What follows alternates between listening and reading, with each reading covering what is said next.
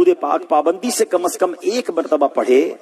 موت کے وقت سرکار مدینہ صلی اللہ تعالی علیہ وسلم کی زیارت کرے گا، اور قبر میں داخل ہوتے وقت بھی، یہاں تک کہ وہ دیکھے گا کہ سرکار مدینہ صلی اللہ تعالی علیہ وسلم اسے قبر میں اپنے رحمت بھرے ہاتھوں سے اتار رہے ہیں۔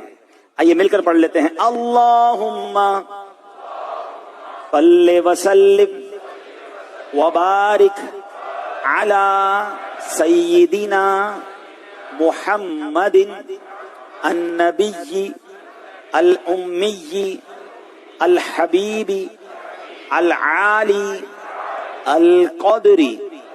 العظیم الجاہ وعلی آلہ وصحبہ وسلم۔ حضرت انس رضی اللہ تعالیٰ عنہ سے روایت ہے کہ تاجدار مدینہ صلی اللہ تعالیٰ علیہ وسلم نے فرمایا، جو شخص یہ درود پاک پڑھے، اگر کھڑا تھا تو بیٹھنے سے پہلے، بیٹھا تھا تو کھڑے ہونے سے پہلے اس کے گناہ معاف کر دیے جائیں گے۔